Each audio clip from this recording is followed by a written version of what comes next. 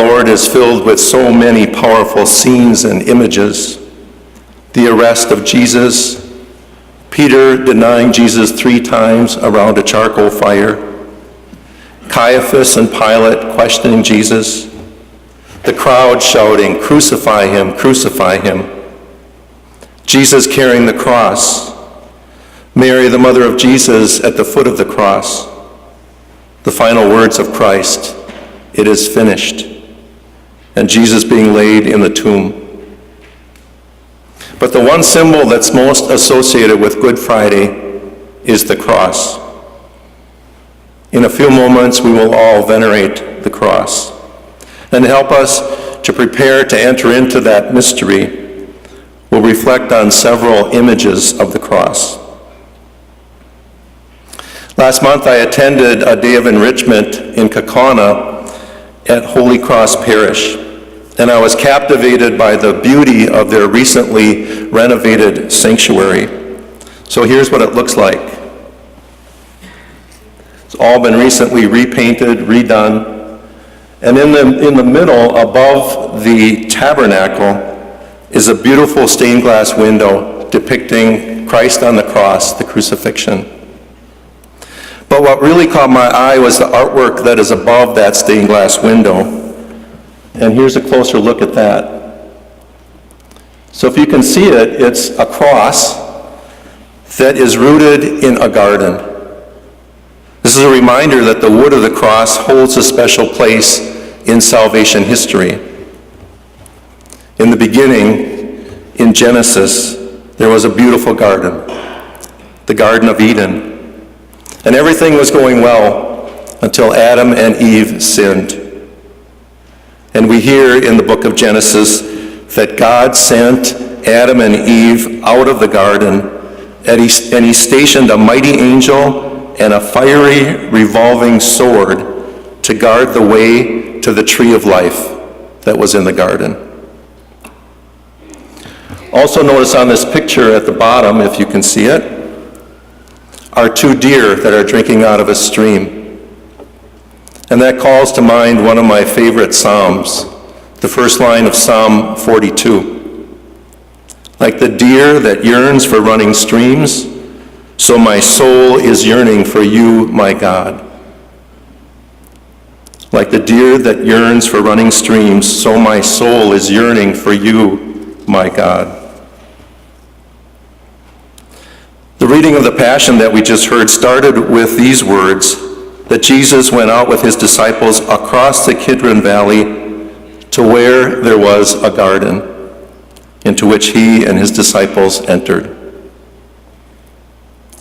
I can picture the first agony in the garden. God the Father in the Garden of Eden needing to send out Adam and Eve because they had sinned. And today we hear of the agony of God the Son in the Garden of Gethsemane, praying that that sin be taken away. So through his death and through the cross, Jesus transformed that Roman symbol of torture into the holy wood of the cross. In essence, a new tree of life. Then we heard the Passion end this morning, where we heard that now in the place where he had been crucified, there was a garden, and in the garden a new tomb. So they laid Jesus there, for the tomb was close by. Next is a picture of our newly renovated cathedral in downtown Green Bay. If you haven't been there at all or since the renovation, I highly recommend it. It is gorgeous. And it's a picture of the beautiful mural on the back wall of the sanctuary. And at every Mass at the cathedral, we are reminded of this day. We're reminded of Good Friday. We're reminded that Jesus suffered and died to free us from sin and death.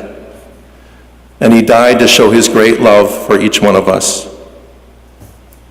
In his homily at the Chrism Mass this past week, Bishop Ricken invited us to gaze in silence at this beautiful mural.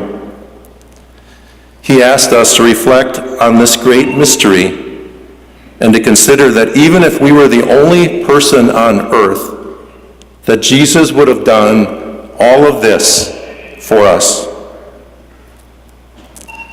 So now I invite us to take a few moments in silence to gaze on the cross and consider how much Jesus loves you. Jesus loves each one of us, and he longs to be with us together in heaven forever.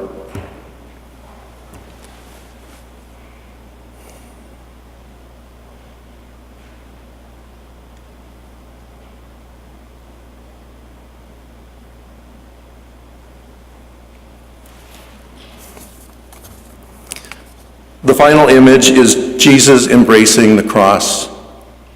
If you've ever seen the movie The Passion of the Christ, there's a very powerful moment. It's a moment when the Roman soldiers drag over this heavy cross and force Jesus to carry it. And Jesus meets the cross and embraces it. Since the image from the movie is too graphic for young eyes, I have a pencil drawing of a good friend of mine, Brian Kelleher from Oshkosh, that depicts that scene of Jesus embracing the wood of the cross. Recall that Jesus had told his disciples, "The Son of Man must suffer greatly and be rejected by the elders, the chief priests and the scribes, and to be killed and rise after 3 days." Jesus knew that he was destined to encounter this cross. And he knew that the way of the cross was the will of his Father.